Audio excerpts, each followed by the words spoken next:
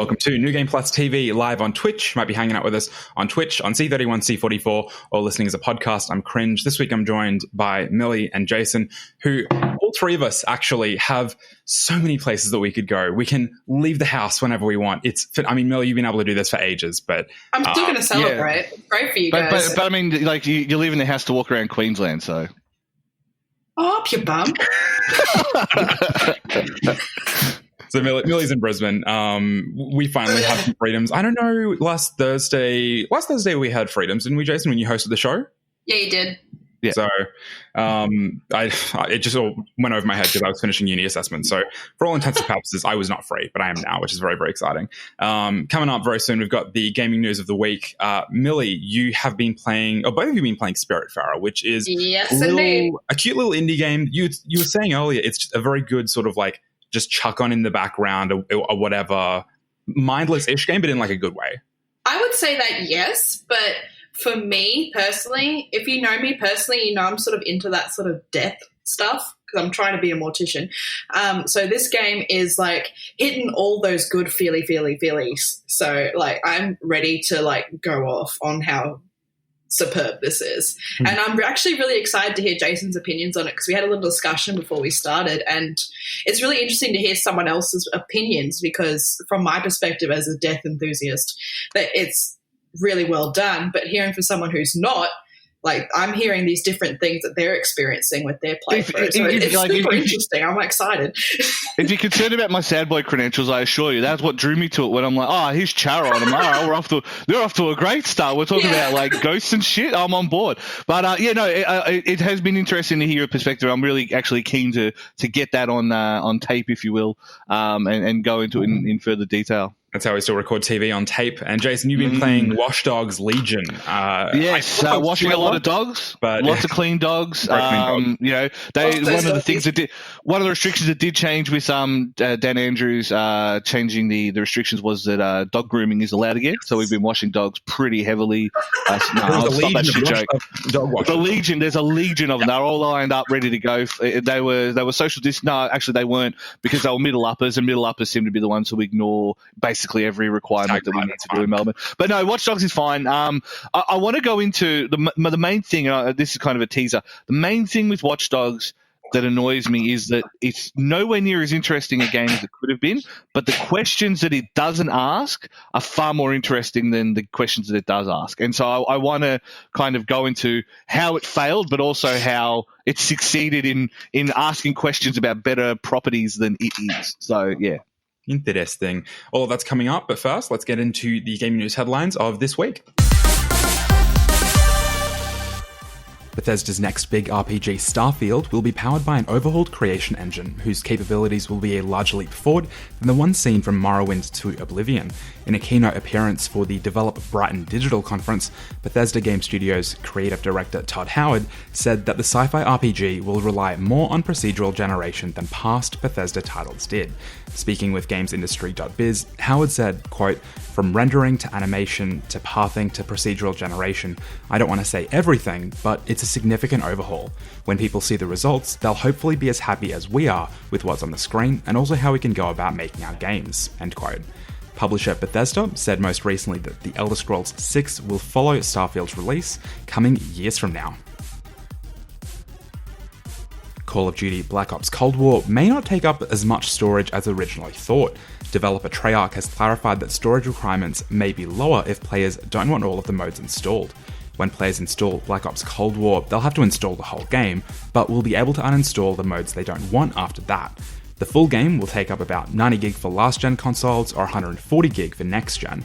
Meanwhile, PC players will need 35 gig for multiplayer, 82 gig for the full standard game, or 125 gig for ultra graphics assets.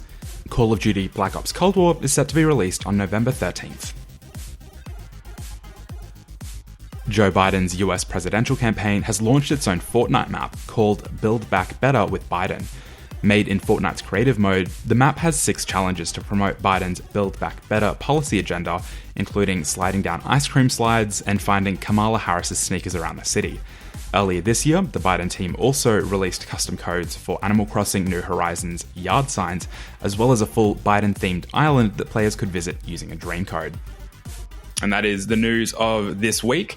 Look, I'll get into the US election thing last because we'll probably go on. We don't look. To be fair, we don't really cover politics on our shows. Never. So News Game Plus has never been political. Be fine. I don't know why we're shelving that for a second. I mean, Dermy makes a point of avoiding controversial topics, so it should be fine. Listen to News Game Plus if you want to. At your own peril. Starfield.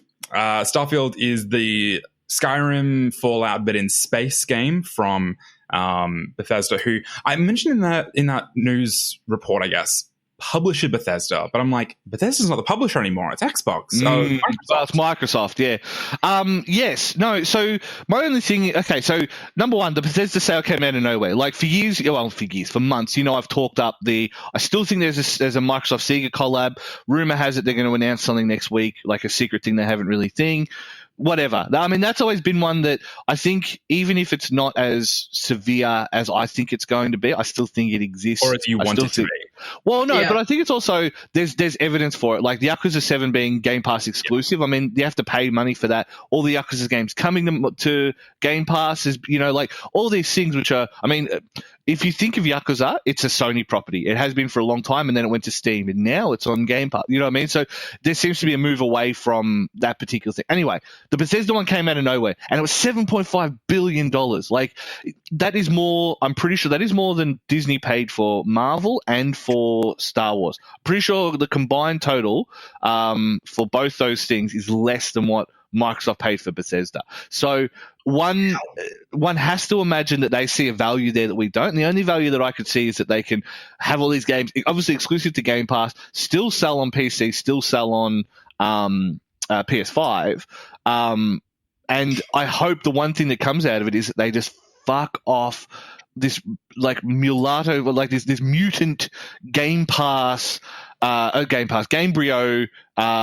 like engine that they've used for so long, and it's just been so useless until this point. You hate Gamebryo? It was fine for what it was trying to do, but I mean, you can see like New Vegas, for example, right? I mean, it was already pretty broken. Yeah. And then New Vegas, they tried to add all this stuff on and it didn't work. They tried to bolt on a turbo and it just spooled off, right? So it didn't work.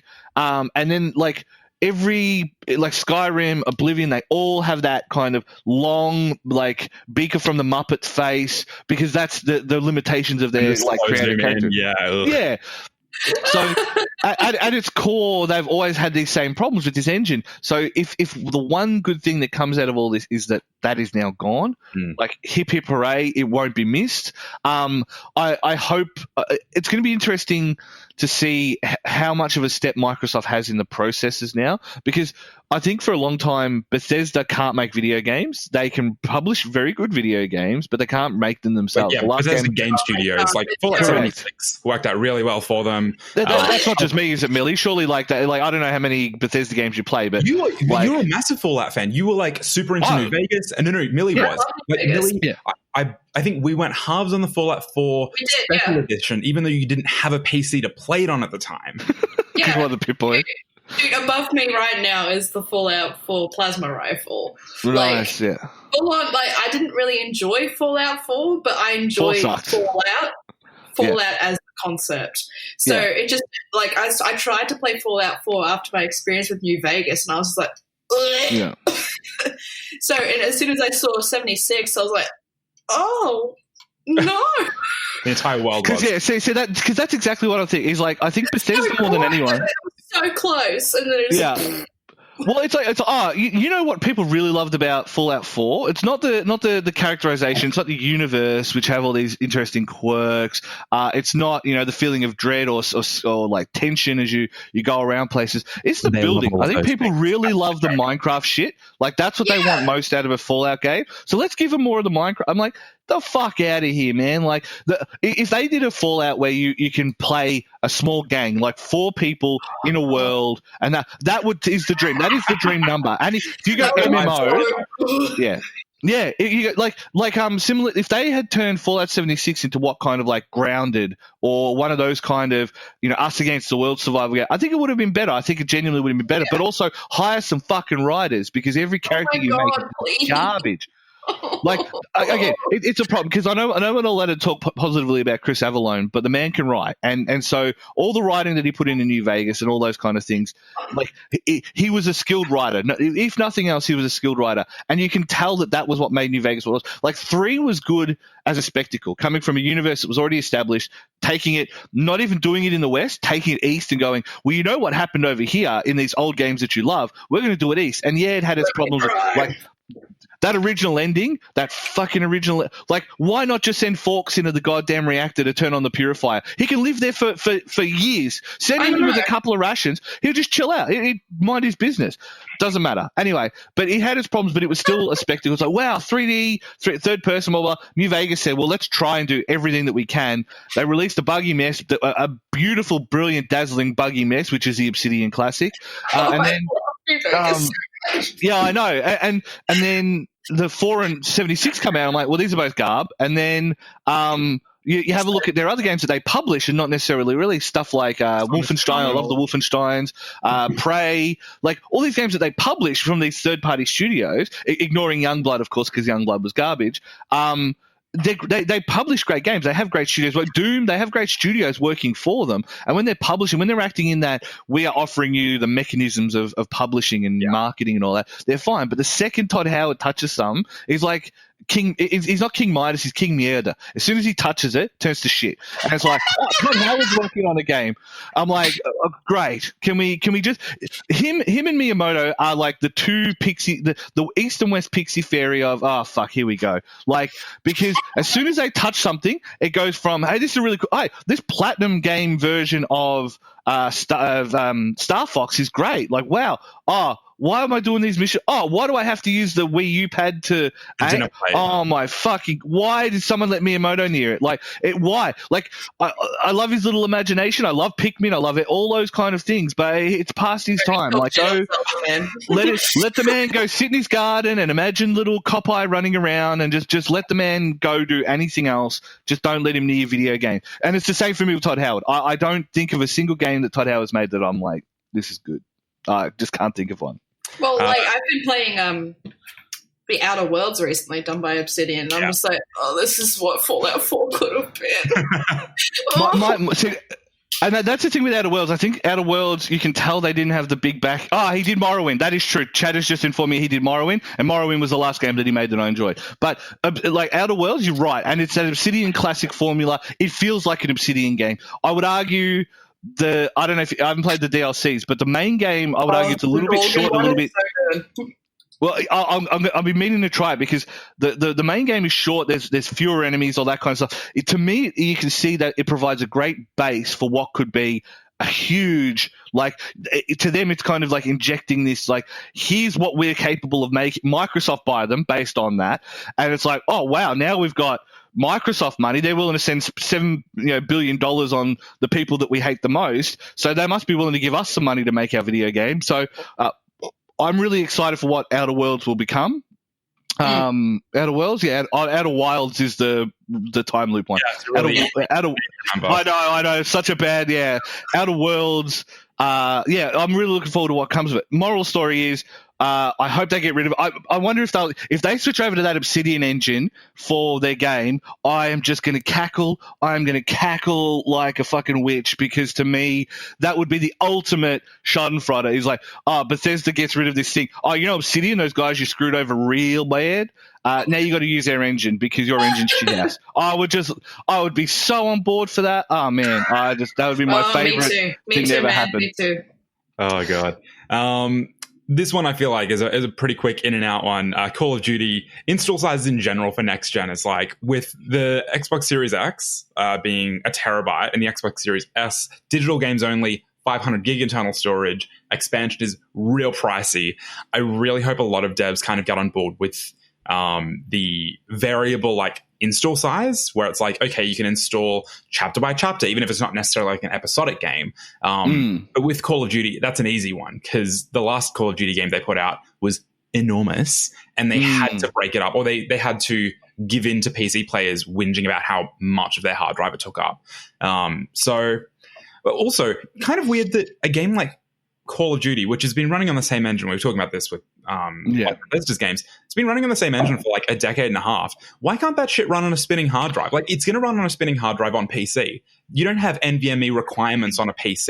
It's the pop-in issue. So it's the nature. So they went from, I think COD 4 was the last one made on the Quake engine. That's how, like, that was when they changed engines to whatever the new one is.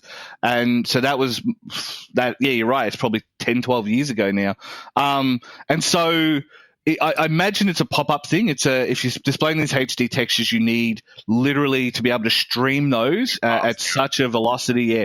I mean, the pricing for like memory expansions is ludicrous. The one thing I will give Sony again, and this is something that I think they've been good on since PS3 era, is you are able to just install a hard drive of X spec and it just will get a work memory stick Pro 2 Duo and chuck that in your PS3, hon. You're going to have a great I said for PS3 specifically because Vita and PSP can all go just suck PSP my was balls. fine. Vita was a mess, okay? Vita was an absolute garbage fire for memory.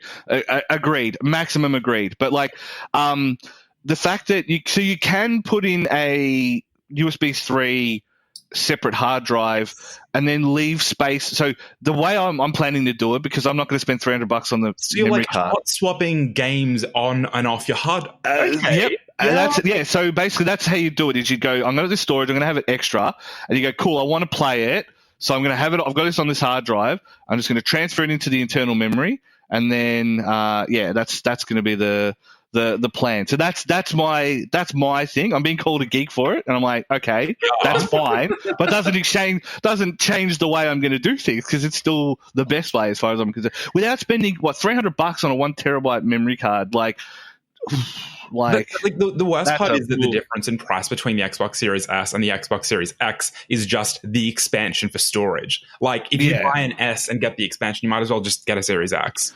So. Exactly. And I was like, it's so expensive. Like, if it was $150, you go, okay. But see, that was the one thing that Microsoft, again, for all my love of the 360 and what the 360 did, the one thing that was always annoying was the hard drives, because it was like, the buy a hard drive was like $250. Yeah, it was a weird proprietary. And it was their weird proprietary housing. I'm not on board for that. And that's one thing with Xbox Series, One X or One and One X, whatever that they did, is that you could just, I've got a USB C, chuck a hard drive on, easy peasy lemon squeezy. So they kind of made that up there, and then from the go back down this route, I think is it SanDisk or Samsung who have the? I think it's SanDisk, isn't it? They have the exclusive. Corsair. Oh, it wasn't Corsair. I can't remember. It's one of the S's. I'm pretty sure it's one of the S's. Anyway, so they've got the exclusive rights for it at the moment. Seagate, that's right. It was So because that's a proprietary thing. Yeah, thanks, Prospect. And so I'm like, I don't know. As long as I don't have to make another video for Seagate, I'll be very happy. That's a long story. Don't worry about it. Don't worry about it. That's an internal. You want to talk about one of those 2% references that no one's going to get? Oh my god. Anyway, that's while I'm sort of real cheeky going to the next story, turn your volume down a little bit because you're coming a little hot, Jason. Joe Biden's U.S. presidential campaign. How much? Because, Millie, you were really into the Animal Crossing map. It wasn't a map. There were signs. It was a full island, dude. Full island. It's a full island, yeah. It was so cute, and like little Joe Biden's running around in his little suit saying "Vote for Joe Biden." But yeah, there's signs everywhere, and like it was just a basic island. But I just really think that I know you can call it like pandering to the youth and everything like that, but honestly, but they're doing it well. It's pretty good. Like, I've seen some of the Biden ads that they've been doing, and I know he probably has nothing to do with it because, America. But some of them are just so mint, like the one where it's like filling in the election box that's Trump's mouth and it says silence him, that sort of thing. It's pretty good. Jesus. But like doing these like Fortnite and Animal Crossing things really sort of brings in the young generation, and as much as they don't have to vote yet or anything like that, I don't know how American voting works. It's very strange because I'm in Australia and we just get a sausage and it's great. But yeah, I think it just like highlights the importance of voting to the younger viewers in America. I think that's the point. I just think it's really cute, and it's a good step forward for American politics to sort of focus on the younger generation rather than let's get the old people to vote.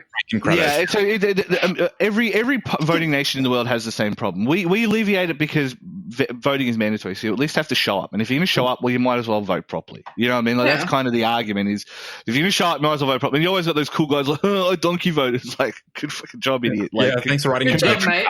Yeah, big up for you, buddy. But obviously we have preferential voting as well. So you can vote with your heart a little bit more and go, oh, I want to vote for Animal Justice Party, and then I'm going to preference Greens and Labor, and then go down the list and put the Liberals last. Always put the Liberals last. Anyway, doesn't matter. But basically, with America, obviously, it's a much more split thing. Old people and the South vote Republican, and that's what we've seen. The election map, besides like Arizona from the election results, it's not surprising. Arizona was because I think they lost it. They lost it just when Clinton, when it was Clinton's last one was when they lost the thing. And so they haven't had Arizona since then. And I'm pretty sure because he's Arkansas. So, they haven't had Arkansas in a long time. Anyway, moral story is, the things are true. Like, there's certain things that hold out true. Old people always vote. Republicans always vote. So it's the same in Australia. Liberals always vote. Old people will always turn out. It's the young people who tend to donkey, or the libertarian parties. But there's less incentivization to do so because if you're going to go all that way and you have to show up or pay your $80, then you might as well just vote. And 9 times out of 10, you can find someone who is enough in your thing to go, I like this person or I like this particular thing, and then you trust them to pass it down. None of that happens in America. So you have to mobilize your youth to vote because they're the biggest voting bloc. Like, millennials are the biggest voting bloc at the moment in most countries. Well, not most countries, most Western countries. So you got to mobilize them to vote. And the way to do that, I mean, AOC's been playing games on Twitch. The Biden one, like you say, it's hard. It's tough because you don't want to be like, hail corporate, hail shilling. But when it's organic, when it feels natural, it's okay. I mean, Japan are the kings of this. They'll have campaigns, and it's an advertising campaign. Everything Japan does is a fucking advertising campaign. But it feels natural. It's like, this is cool. This is Evangelion versus Godzilla. Didn't know I wanted to see that, but let's do it. It feels like there's some kind of artistic input on the campaign as opposed to just like 9 times out of 10 be like, let's take a campaign and just shoehorn it into wherever we want it to go, and that's an advertising campaign. Let's all go have lunch and do blow. Like that's how advertising executives think, but that's how they think, right?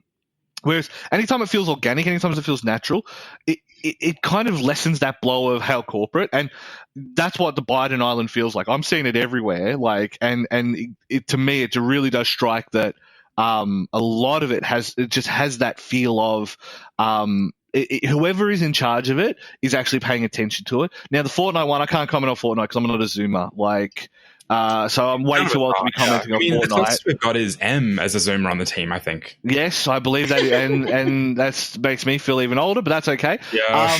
So I can't comment on it, but I agree with you on the Animal Crossing one because I'm on the Animal Crossing Reddit and stuff like that. And I agree, like every other post that's there is the Joe Biden Island, and whoever made it, A, knew the game, B, did it with they did it because they kind of like, it feels like they wanted to do it. And so I think that's what separates a genuine campaign from a like that soulless hail corporate selling out kind of campaign. And I would argue that I agree with you, Millie. I think that is what made the Animal Crossing Island feel okay, was the fact that whoever did it actually kind of felt like they wanted to do it, like they wanted to be there. And that's a welcome change in such a cynical, over hyper-marketed world that we live in. Absolutely. Yeah. Those are the gaming news stories of the week. Stick with us. We've got more video game goodness coming up in just a sec.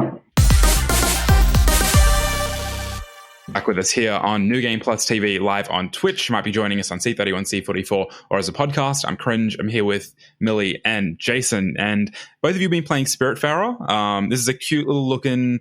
it's not a pixelated kind of game. It's a quaint 2D side-scroller game, but it's a fair bit more than that. Millie, what is going on? So basically, Spiritfarer was developed by a Canadian studio called Thunder Lotus Games, and it's available on everything, which is great for my little Mac butt. So I can play it on my Mac. It doesn't take off into space. No, it doesn't actually, which is fantastic because Sims makes it takes off into space. But basically what you do is that you're sort of dumped in the middle of something already happening. You play as Stella, who is a little, I would say, African American character. She wears a little star hat and it's adorable, who is meeting Sharon, who is basically the god of death. In I think is it Norse mythology? You can correct me if I'm wrong, but Charon's Greek. It's Greek. the boatman of the river Styx. Anyway, that's me being a fuck. Someone called me a geek earlier, so I might as well lean in. Yeah, it's fine because I didn't actually know that there was actual like Greek reference to it, so I was just like, oh, okay, sweet. Yeah. So you meet the shepherd of the death, basically on like a blood red river, and you're like, oh, this is a bit weird for like a cute game. But Sharon tells you that you are the new Spiritfarer, and then he retires, which essentially means he dies. And then you play as Stella just running around on this awesome ship, collecting spirits who are sort of, they're stuck. That's probably the best way to put it. They're stuck. And ultimately, all the spirits you meet is someone who Stella knows, which is awesome. So, for example, the first spirit you meet is Gwen, and I know, Jason, you have a lot of opinions on Gwen. Later, finish the explanation first. But basically, Gwen is like one of her like besties. So that sort of like rings you in, and Gwen takes you through the game and everything like that. But basically what you're doing is that you are ferrying these spirits to make them content so they're not stuck anymore. And then you take them to the Everdoor, which is the beginning and end of everything. You push them through, and then they peacefully release. That's basically the premise of what you're doing in the game. But in between all that is I found a nice little quote, if I can find it in my lost amount of notes, where my notes basically, what the game devs call it is a cozy management game about dying. So what you're doing is it's very compared to, for my opinion, from what I've played in the past, Animal Crossing. So to grow like vegetables and to mine iron and to collect like lightning in a bottle and everything like that, you have to do these processes to get things to build new buildings. And to make your spirits happy that have boarded your boat, you have to build them houses. So you have to get the resources to build the houses, that sort of thing. So it's like a little resource management game, but in between all that, like you get like for me, like you get really, really, really involved in these characters. And as much as Jason doesn't like Gwen, by the time I sent her through the gate, I was having big feels, because when I play this game, I play as Stella. And from what she was saying to Stella and everything, I felt like they had such a close relationship. Like it's like this weird deer and this little girl. But then you start to realize that this game is a lot more about reality than like fantasy animals going through like a death gate and, release them and everything. It's actually speaking about Stella's life. Stella knows these people. I would say probably that's that is, yeah, it is. It's feelsy Monster Rancher, and like I think that's what its strength. It really is the fact that, like you say, you're absolutely right. It's you're the boatman of the dead. You know what I mean? Don't pay the ferryman, the whole shebang. Like, and yet here you are, basically like helping the spirits of those that you know depart from whatever particular thing was holding them, or whatever particular kind of block they were having to just releasing into thing. And so talking through those issues and helping to understand these characters is what drives you to play the game. The game at its core, like you say, it's super simple. Mini games and resource management, mini games, all these kind of things. So at its core, it's not a game you're playing necessarily for the feedback loop, the gameplay loop. Like the gameplay loop is simple, it's easy, it's charming, it handles well. Like the platforming sections, Stella herself actually handles very well. Oh, yeah. But it's not the driving force for this. You want to see the resolution for. Well, I don't want to see the resolution for Gwen. It won't make me sad. I promise you. She take the passive aggression and just go off into the nothingness. Like, get the fuck out of here. But like everyone else, you're like, cool. Well, you don't know what their block is, but over time, like you say, you have these conversations and you start to understand more and more. Oh, okay, so that's kind of they'll talk about and then they'll come up to the point that sticks with them, and you just see it kind of like weigh on them, even in their text. It's all it is text, like, and their blah, blah, blah, blah, speech. But like You can see it in the text, like, okay, so you're building towards that. And while it sounds like I'm downplaying it when I say, oh, it's okay, so it's, she wants to go with her partner, she wants to blah, blah. Like, you look at that and you go, well, no, like, I'm underselling it. You read these little flavor texts for these characters and dealing with all this stuff, and it becomes way more about, helping to understand Stella's relevance, which I still don't understand in the grand scheme of things because I'm not as far as you into it, with balancing, these characters and helping them come to terms with their passing, if you will. Yeah, it's basically like exactly that. But from what I've discovered through playing it is that because you haven't released Gwen yet. No. So am I allowed to spoil? Little. It's a smidge. Yeah, again, I'm okay with spoilers within reason, as long as it's not. Oh, by the way, it turns out that Gwen is Luke Skywalker's father. Like, that's it. Yeah. It's just, basically once you release Gwen, you meet Hades. Oh, okay, right. Yeah. So, but as you're meeting Hades, you start to, like, when you play the guitar, bring back memories of you and that person. And right. they're human people, sort of thing. So. Yeah. Yeah. So you're learning about Stella's involvement in these people, and that's sort of what I didn't particularly enjoy Gwen's passive aggressiveness, but when I revealed her story, I was like, oh. And the one that made me, like, I still tear up when I release them because I've involved so much time with them on this boat. Yeah. But the one that made me tear up the most was Atul. And I won't spoil it. Yeah, Happy Frog is, like, you could tell his is going to be something. I feel like he's, like, again, and this is what I'm enjoying about it, and the reason I'm willing to go into conjecture when you already know, and I don't want you to spoil it, but it is that thing of, like, he's the happy-go-lucky, likes to eat too much, probably died of diabetes, that's why he's here. Like, that's his whole kind of story. But, like, you can sense there's something under it. He's like, oh, I'm the happy-go-lucky. I'm just going to go work in my wood shop, and I'm going to annoy everyone by banging on the walls and all this kind of stuff. And I'm like, but you can tell under it there's something, and it's coming, and it's building, and you're going to find out what it is, and you're going to be like, oh, fuck. Like, so, and it could be something mundane, but at that point, I'm hooked. Like, you've got me. I want to figure out what this thing underneath it is, and I think that's the strength of this game.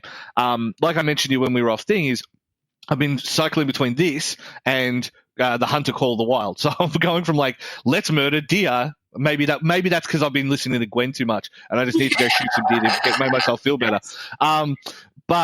And then I'm going through this where I'm just like, I just want to chill out, see how far I can progress. Like, the sailing mechanics are nice, sitting on the back of your little fake boat, doing a bit of fishing. Like, it's super chill, it's super relaxed.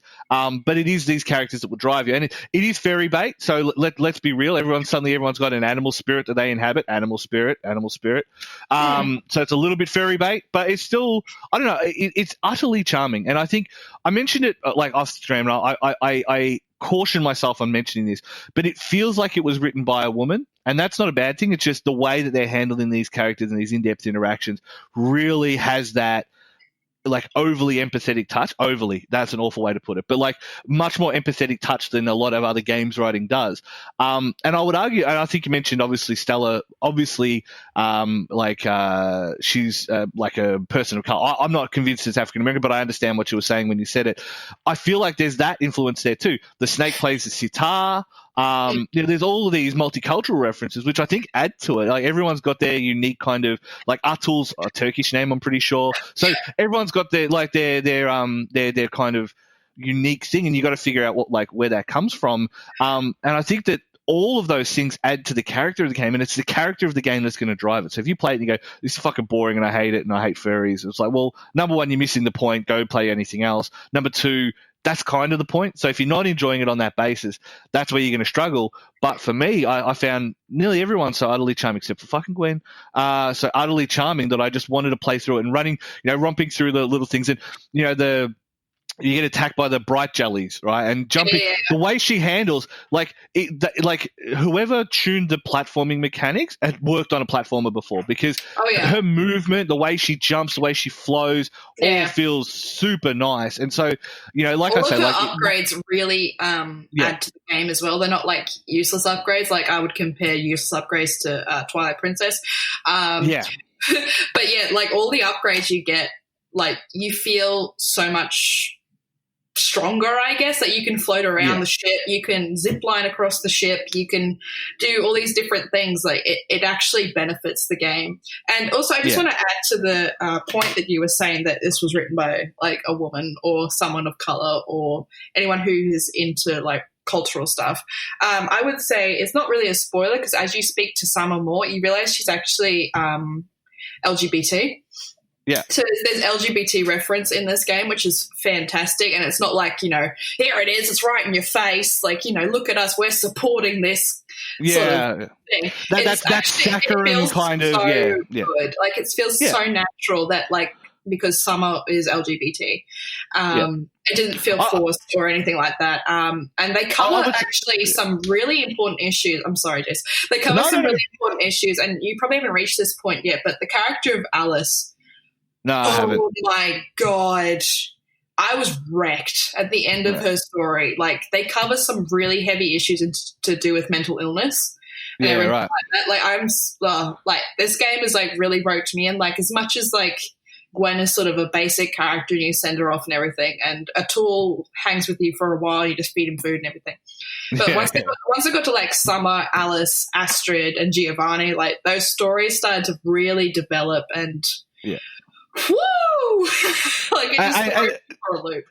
Like, yeah, exactly. So I'm not as far as you. Like I say, I'm still kind of got the first 4 or 5, and as we discovered, I've gathered them in a different order to you, which is interesting. So apparently, it doesn't just kind of have to go down the thing. But you know, kind of 2 points there. You mentioned the upgrades, and the upgrades act as progression gates, similar to a Metroidvania in that way, where like, I can see the wind. I'm going to need some kind of, I can unlock the gliding ability. There we go. So it's like, so it incentivizes you to go back to these islands and speak to these people. And, you know, like one of the first things you get is, I'm up here. You can't see me. You got to get this key. And then you got to go to the process. So there's a lot of that kind of, not necessarily backtrack. I mean, the game's about, you know, going along these multiple islands and doing it anyway. So you know you're going to be backtracking. But the gameplay lock as far as like, each skill gives you the ability to do something extra. It's fine, and it does make you feel like I said. By the end of it, you're jumping around. Like the mobility options and the movement just feels real good anyway. So it helps that not only that the upgrade's more straightforward, but it just the actual, because Unity tends to struggle with platforming if done poorly, and this game is not a game that struggles with its platforming. But to go to the other point, I think we're actually at that point now where it's kind of like, obviously this isn't to downplay like any of the concerns and issues we still have on this little planet of ours, but we're getting to the point where it's normalized. Even in Watch Dogs, the amount of random people I would be like checking their thing, and it's like some dude who'd be like, husband did such and such, or you walk past people who it says this is the husband of one of your operatives who's a dude, and it's like, and then you have to seduce a lady as part of it, but you have to be a girl, and you can't just be any girl and rock up and go, look, lesbians will settle for anyone. You have to be you have to have a particular job, or you have to have like a particular, so the one that ended up doing the job was like an engineer. And so I'm like, so they're just treating it like normal people, like with normal people with standards that just happen to like the same sex or whatever. And I think this game obviously is one of those games that is going to handle it with a little bit of care. But even Watch Dogs is just like, well, no big deal. He's got a husband. It's like, oh, okay. Like, I think we're at that point now where it doesn't necessarily need to be. Yeah, exactly. As it absolutely should be. And yeah, we haven't been at that point before, like obviously. But the fact that it's kind of, we're at that point where it's kind of being normalized a little bit, it's good. You know what I mean? Like it's kind of how it should have been. We shouldn't have had to have gone through that, the hard bit at the first place. But, you know, we're not out of the woods in the hard bit thing. But I'm just glad that we're starting to hit that point where it's just like, oh yeah, it's like such and such is lesbian, such and such is trans. Oh yeah, like, whatever, like it's pedestrian. And because I feel like that then allows the writers or whoever's making it to just express those characters. It doesn't have to be the fixating point of it, but I also understand why there needed to be a push to say we need more inclusion. But now we're at the point where it's like, it's just a thing. Turns out the game's really good because the story's really good, and they happen to be trans, but who gives a fuck? Like, you know. And again, when I say who gives a fuck, like, yeah, exactly. I don't mean that in a kind of a dismissive way. I mean that. I understand. That's a thing. Like it's normal. Yeah. It's not like wow, exactly. Like we've kind of gotten there as an industry as like an indie game that would have, you know, fewer resources overall to put out. It's not like in 2012 Mass Effect is like, well, how nuanced are the, same-sex relationships? Yeah. Liara Tathorni can fuck anyone. That counts, doesn't it? I'm like, yeah, definitely. That's the same thing, guys. Good job. Clap. Fucking hell. So, were there any points that you guys wanted to quickly wrap up on before we finish on this review? Basically, I buy it, but it's Or play it on Game Pass, but we'll get to that. You can play it on. We'll get to that. Thank you, Jack. You can play it on almost everything, which is great. Yeah. It's one of those games where I thought I would enjoy it, but I didn't think I'd enjoy it this much. One of those things. Like I've sunk like 18 hours into it, and it didn't feel like 18 hours. It felt like I was just playing, like just having a great time. And the friendships that you sort of form with these characters, I know you don't like Gwen, but like all the rest of them, but just like solving their issues, but doesn't feel like, fetch quests or like patronizing, anything like that. It feels like very authentic. Like you're just trying to help these people because they're stuck. And then once they're unstuck, you're like, oh, I have to sort of release you now. And then they tell you this story about how thankful they are for you. And there's been some tears shed. That's for sure. I'm going to jump onto that as well. I actually agree 100%. I played it. I'd seen it up there. One of the very few people who actually called it out as a good game to start with was Yahtzee.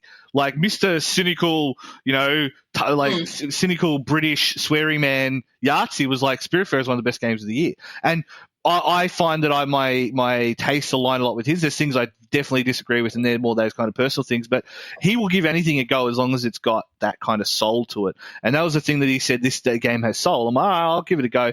And I've put way more hours into it than I thought. It's like I say, I alternate between this and Hunter as my chill game, and I'll just literally, set a destination on the map, just fish a little bit, chill out, play some stuff. I think it's a game that really lends itself to something like the Switch, where you can, or like Millie said with MacBook, laptop, you can take it with you and just play it wherever.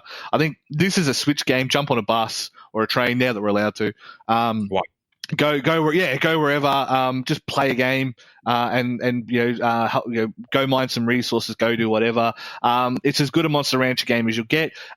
Dealing with that kind of the themes of death and regret and all these things, and it just does a really good job of being this charming little indie game that doesn't insist upon itself. It doesn't doesn't say, oh, you need to feel sad at this part. It just says, here's a thing that happened. Feel how you want to feel. And I don't cry because men don't cry. I've heard that somewhere. But but it was like, that was really cool. Like, I really like the way that, as they start to reveal themselves, you start to feel more attached to them. And again, when I send Gwen off, I won't be sad, but maybe I'll be sad when Atul finally goes. Maybe I'll get him his fried chicken, and then he'll go, cool, you know what? I've had a visit from the Colonel. That was my secret love affair all those years ago. Can you take me to China? I'm like, okay, cool. Let's just get him out of here. But yeah, I agree with Millie. It's definitely a recommend from me. Oh, yeah. So, Spiritfarer is out now on Steam via PC, Mac, and Linux, PS4, Switch, Xbox One. It's out on Stadia, but if you want to try some streaming goodness, you can download it on your Xbox One currently, probably Xbox Series, and you can actually stream from your home console to your iPhone or your Android phone when you're out and about. Mm-hmm. That streaming is actually pretty functional. If you've got NBN, you don't have a Switch, that's a reasonable alternative, so you can do that at the moment. That's Spiritfarer. Thank you for that review, guys. Stick around, though. We've got more video game goodness coming up in just a little bit.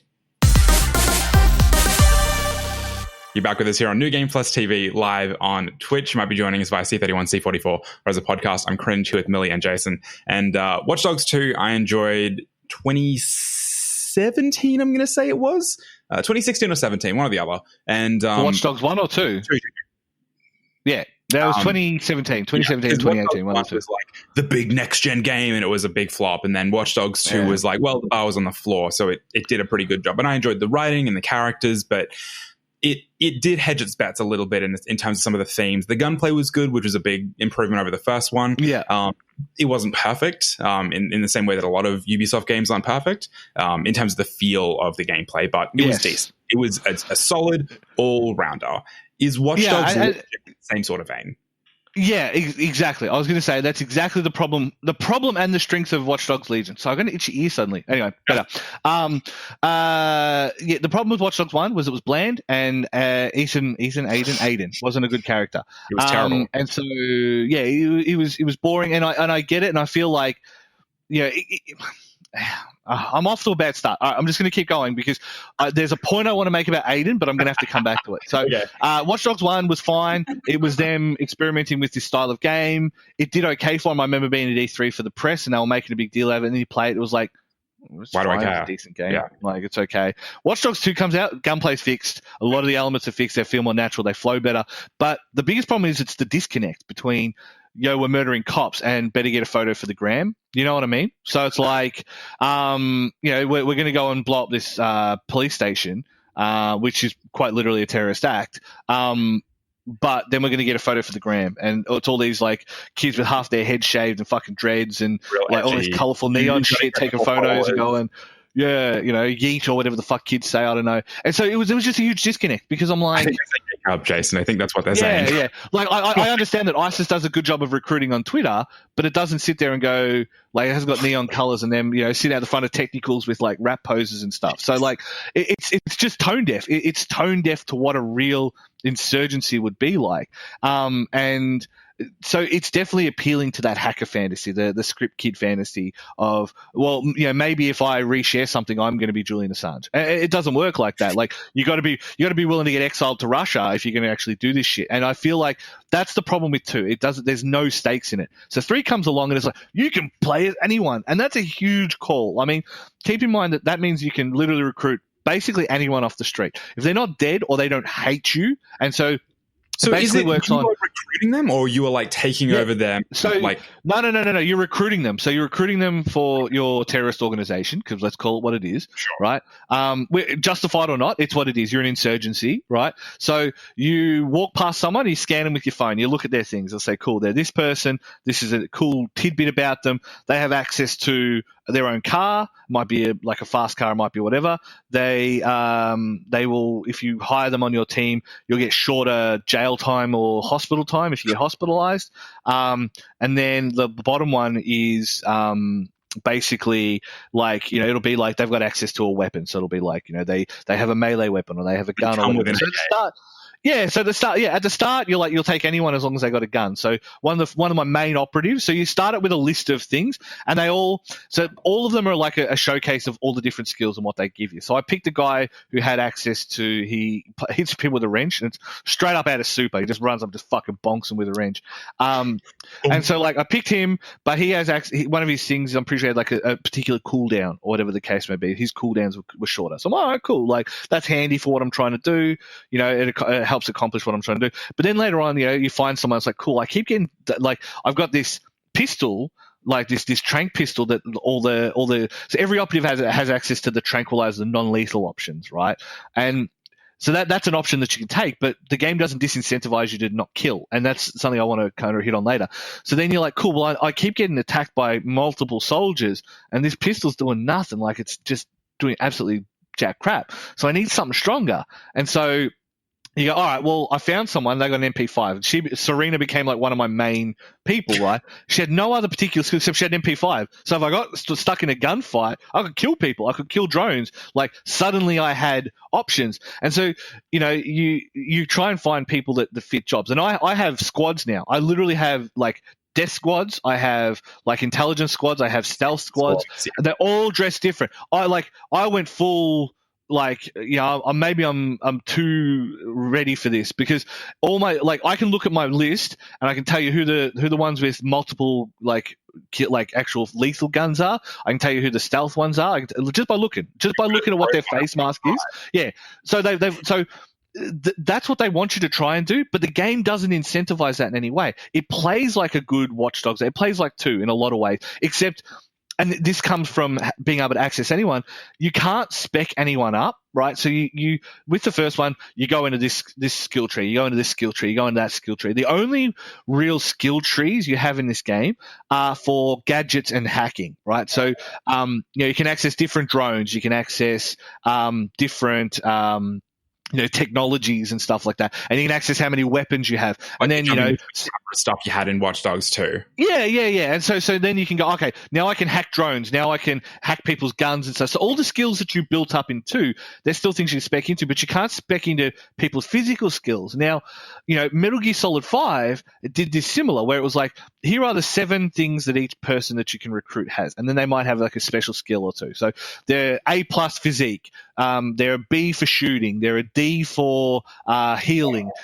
So you had all these things, and so it was like, cool, I'm going to send the appropriate soldiers to guard the appropriate things. I'm going to put them into research base because their research skill is really high. I'm going to put them into food one because their food's really high. They're not that good a soldier, blah blah. Then I'm going to have a strike team which has particular things. Who when I played Metal Gear Solid 5, for example, I had the main character I played. I didn't play as Venom Snake anymore. I played as, and I see the naked clip, which goes into my another annoyance about goddamn clothes in this game. But I played someone who had good stealth and had good ability to run. So realistically, if I got into shit, I could just fucking bolt and I'm out of there, right? And so that was a handy skill to have for a forward operative. The problem with this game is you got these random people. You can't increase their stats. You don't know what their physical stats are. So you don't know what their fighting ability is outside of, they've got a melee weapon. So the melee weapon obviously increases damage. Or they might have, they can do more damage from counters, or they can do like stun fighting and stuff, but you don't know what style of fighting they have or anything like that. And there's, say, 4 or 5 main styles of fighting. And so there's all these things where it's like they've added these elements, but I have no way to know who I'm sending or who I'm recruiting to make it usable. Exactly. It feels gimmicky, and it shouldn't, because at its core, the concept is fine. Like, you want all these people from different walks of life. So, recruit someone who can get people out of jail and that'll help. I'm like, well, that's nice, but like, why can't I give everyone guns? Like, it gets to the point where, like, no, I mean, we're arming an insurgency here. We're not arming a tickle. Like, they're not there to tickle. They're not tickling the nice people. They're fighting them. And so, like, I don't want to give everyone guns because I don't want everyone to be that thing. And the way they kind of deal with that is, so like, for example, you get someone who can have a shotgun. So you're like, okay, so he's got a shotgun. That's his personal weapon. So let's give him another gun, and then he's going to be a great operative when I know I'm going to have to hold bases, or I'm going to be attacked by a heap of guys or whatever. But for whatever reason, his second gun has to be a non-lethal option. And I'm like, why? I'm not just going to say, cool, I've gone from using this 12-gauge 6-shot pump-action shotgun to suddenly, I'm just going to stun them and put them out. I'm like, why would I do that? You know what I mean? Like, if I'm sending him in, I'm ready for shit to blow up. I'm ready for shit to go real bad real quick. And so I don't mind if he kills people because I've made that thing. And so they kind of have the 2 layers of combat. There's the melee stuff. So, it's argy-bargy, bit of like punching back and forth. And it's fine. It's like poor man's Batman. It plays okay, but it's not exactly the unique thing. But you can play it a bit like Batman. Wait for him, counter him, hit him, knock them out, and then you get hit by someone from behind, same, counter them, knock them. So it's poor man's Batman. It works fine, and then if you have, say, 3 or 4 people, they'll go for their gun. So you'll see like the icon will glow gun. They'll pull out gun, and then they'll start trying to like shoot you proper. I couldn't figure out a way to surrender because being arrested is an option here. And I imagine being arrested means after you've either been bashed up or whatever. I couldn't figure out if there's a surrender button, because sometimes I would like to have just gone, yeah, all right, I'm in too deep, put me in jail for however long. But there's no stakes. Like, if you don't have permadeath mode on, which is an option at the start of the game, there's no stakes for death. So basically just keep sending bodies. So all I did was, like, if I failed and someone got taken down, I was just send another one with a similar set of skills or with machine guns or whatever, and just murder everyone and free them and done. Like, so I think the problem with the game is it does a lot of things where it's like, this could be a cool mechanic, this could be a cool mechanic, this could be a cool mechanic, but it leaves it at that real base level. You can recruit anyone, but that doesn't mean anything. And as a result, it's fine. It's a fun game. I've played a lot of this game and I've spent a lot of time with it, but it goes nowhere near being as good as it was. I wish it was a Tom Clancy game, because then I feel they may have given it a little more nous, but I feel like when they created it, they were confused about what they wanted to achieve with it, and it shows. And it's still YOLO swagons, we're going to murder some cops. The only person who brings it up is the goddamn AI who laughs at you about it. And I feel like all the story beats, while they make sense, they don't react to the core mechanics of the game well enough for it to matter. So do you reckon they were confused, or they were just hedging their bets? Like, on a lot of the gameplay stuff they didn't put the time in or have the mindfulness to pull it off. But on the themes, it seems like they were just like a little bit gun shy. That is, thank you for that. That is a very good segue, because yes, that is probably the other main point. Is it feels again like Ubisoft are pulling their punches at the moment. Obviously, I understand they're going through a lot of scandals and stuff at the moment, and they don't want to be seen to be controversial. But they pussied out on Far Cry 5 real bad. Like they real pussied out from saying anything. Talk about that for a while. Yeah, they pussied out on Div 2, and it feels like they pussied out here, and like it just feels like. The nature of insurgencies is violent. Like you are trying to take on violent oppressors who are taking over your people and stuff like that. And so, like every Ubisoft game, you take back areas, and over time, you get access to extra powers or extra whatever because of it. Yeah, but like, okay, so I've taken back this city, and so yes, cool. The terminals don't work anymore, and the one thing you will notice is like the Albion soldiers, which is the main PMC, stopping people on the street. At the start, they'll, I'm really sorry. And then you kind of Cape Crusader and like bash up the guy and run off, or distract him so they can run off.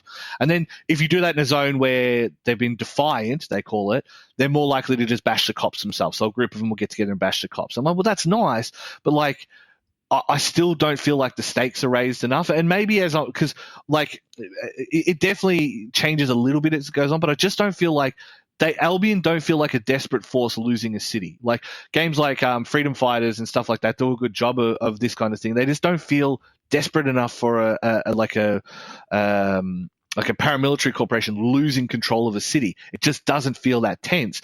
But I can go to the photo booth in my base and take a photo of my clothes and like, dead sec forever. It's like, the fuck out of here, man. Like, yeah.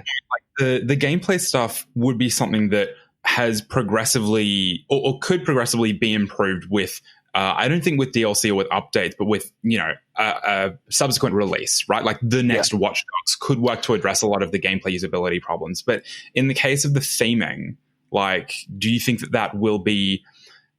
Is it better than it was in Watch Dogs 2? Like, are they on the right trajectory? I think it's the same. I think it's the same. Like, I think the one thing that it recognizes is that one person can't be the thing. So that's the idea behind using anyone at any point. Is like anyone could be a member of DedSec. You don't know, and that works especially for Albion's marketing. It's like you have to have your optic, which everyone has to have in town, updated. But they don't play on that enough. Like they expect the background noise to tell you that story, and it really doesn't. And I mean, the other thing as well is like I've got. Like at this point in the game, 100,000 in crypto just sitting there, and all I can do with it is buy clothes. Like I can't buy cars, I can't buy weapons. Like if I would prefer they say, cool, talk to a black market arms dealer, buy 6 AKs. If the operatives that you send in get arrested or taken, you lose those AKs.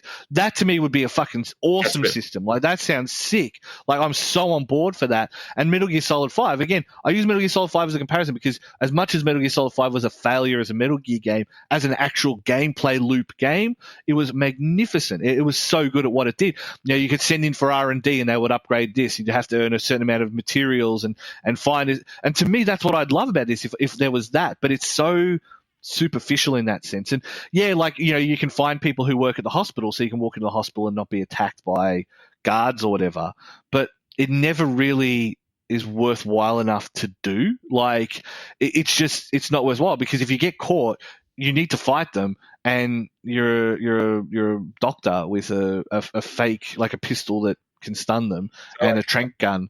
And I'm like overall the moment-to-moment gameplay is fine. Like, it's passable. It's serviceable. The overarching sort of, I guess, supporting mechanics are a bit rough in some places, and the theming looks like they've really, like, just eased up a little bit too much. Yeah. Well, I mean, you're saying where they haven't gone hard enough on the theming, but overall, that doesn't detract from the fact that it is, as Far Cry 5, you said, Millie, last year, a fun romp. It doesn't detract from the fact that it's good fun. It just doesn't go as hard as you would like it to. Agreed. Absolutely. Yeah, because that's the Ubisoft problem. They're so unwilling to do anything, and it shows. God, I love Far Cry 5. Look, okay, so I like. Okay, let's do the Far Cry 5 convo because I want to hear more from you on this. Far Cry 5 pussied out so hard on that ending that it makes me want to fucking scream. They pussied out on white nationalism, on Southern prepper culture. They pussied out so hard. Completely agree. But I loved New Dawn. I thought New Dawn was fantastic. I love New Dawn. New Dawn was great. If you treat New Dawn as, okay, this is their attempt at Fallout, it was great. Like, it was fine. It's so good. Even with the number stuff, even with the way they segregated the weapons in that game and stuff, I still enjoy it. No, agreed. I think because it went fantastical setting, you give it leeway. Whereas 5 was trying to be a very real setting. Like, what's his name? Jacob Seed in New Dawn is a better character than he is in 5. Like, the way he deals with his son, the insurgency. Mate. Joseph. Jacob's the kid, isn't the son? No, Adam's the son. No, I can't remember. Ethan. That's right. Anyway, okay, right. So Joseph Seed. Seed brothers can get it anytime, honestly. The way he deals with the fall of the commune after it. That's a way more interesting story than anything they did in Far Cry 5. And Absolutely. it's you've there's no. In Far Cry 5, there was no real discussion about the place of the cops. It's they're being taken over. But not all this seems like alt reality. Like, you've gone for a real world setting. Like, even for 3, you're in some random African/Polynesian island. I don't know. 3 was like, it felt like Papua New Guinea because it was it was Cassowaries, wasn't it? No, 4 was Tibet, basically. Yeah, 3 was Tibetan islands. No. 3 was jungle. Sorry. 3 was jungle. And 4 was Tibet or Nepal, one of them. Yeah, Nepal. And then 5, you've gone for America. You chose America. You can't puss out now. You got to actually play this straight. You chose America. No one told you had to make an America game, and you made an America game, and you pussed out real hard. And I thought they did really well right up until the ending. Yes, yeah. So there was okay, they're going soft. They can't pull the punch here, and they pulled the punch, and they literally went like Deus Ex Machina. Like, the guy in the machine happened to be a nuclear bomb, and I'm like, yeah, you motherfuckers! Like, you pussed out so. It annoyed me a lot. Yeah, and so that kind of goes back to my thing with Watch Dogs, is like, they just don't commit hard enough, and I feel like in their attempt to not insult anyone, they kind of insult my intelligence, and that hurts me more, because I'm like, well, there's all the underpinnings of an okay game here. Yeah, you could fix up your Metal Gear Solid 5 stuff a little bit more and make it more interesting for me on that one, but you did an okay job. And the last point I want to make, I feel that it's important to kind of cover off the fact that they've gone out of their way to kind of try and not offend anyone or try and be inclusive, and it hasn't worked. So I recruited an Asian dude as like a getaway driver. It was like his particular skill. He had the special car and all that. So I'm like, perfect. I need a real good getaway driver. You're recruited. Vietnamese name. So I'm all right. It's cool. Like, Vietnamese dude in London. That's definitely not uncommon for to experience. But then he's like talking with like a full on like black like Hackney accent, and I'm like, what the hell? And then yeah, I'm like, I understand that you're trying to say these are the voices of London, and I'm glad. I'm glad that there's Bumbleclad accents, and there's like the whole there's a whole spectrum of what you would expect out of like London accents. But then they're misattributing because the system can't recognize the difference between the different things. And that's not to say that they all have to sound a certain way. And the last thing I would ever want a game to do is to lean into miso soli stereotypes to make a point, because it's the exact opposite of how the world is. But it just seems odd that that's the subculture accent that they would pick up when it's very unlikely they're part of that subculture. It would have to be a very, interesting story to have that. And obviously, as time goes on and as the world changes, that'll change. But they're using American slang in the wrong accent for what's kind of expected of their particular kind of subculture. It just doesn't work, and I say that as someone, grew up in Dandenong, very multiculturally diverse, area. I currently live in, in one of the most, old school, honky, Cantonese. Now there's mainlanders, lots of Malaysians. So I'm used to the gamut of Australian accents in that, some don't speak English at all, some speak English in, very accented. Cultural Australian, yeah. Yeah, and some people have as bogan an accent as me. I've heard plenty of Vietnamese bogans, you know what I mean? So none of that is bizarre to me or out of place to me. But this seemed out of place. This seemed really obviously, like, they were trying to obviously say, it doesn't matter, we're all residents of London, But look, but that said, they do lean a little bit hard into, this is London, London's fucking the best city in the world. I'm like, man, as an Irishman and an Australian, like, you can just fucking shove that shit right up your ass, like the cradle of colonization. But we're not doing a Pikmin review, so I'm just going to save that for when we do Pikmin. That's next week. But so look, Watch Dogs, it's okay. It's still a good game. If you enjoyed the last ones, the mechanics are solid, if a little underwhelming. Don't get caught up on the you can recruit anyone mechanic. It doesn't matter that much. Play with permadeath. I genuinely think the game is better with permadeath. It raises the stakes infinitely more than playing without permadeath, because then suddenly recruiting matters, and I think before that recruiting kind of doesn't matter. So it's worth a play. It's not as good as it has the potential to be, and it'll be interesting to see the Rainbow Six, like Tom Clancy franchises, do a similar kind of game. Yeah. And I think that I would be way more interested in that as opposed to just playing as like Americans killing everyone. But this is, I guess, this is how they get around that without it like upsetting the hardcore American Tom Clancy base. But play the game; it's decent. Watch Dogs Legion is out now on Windows, PS4, Xbox One. It's going to be releasing on Xbox Series and PS5 when they launch. Thanks for that review, and that brings us to the end of the show for this week. If you want to see us on social media before next week's episode, you can do so on Instagram, Facebook, Twitter, /NewGamePlusTV. Check out our latest Yakuza 7 review on youtube.com/NewGamePlusTV. We're live on twitch.tv/NewGamePlusTV every Thursday night, 8 p.m. And the New Game Plus website is, would you have guessed, newgameplus.tv. Millie and Jason, thank you so much for hanging out with me tonight. Thanks for joining us. Thanks for having me. And we'll catch you next time.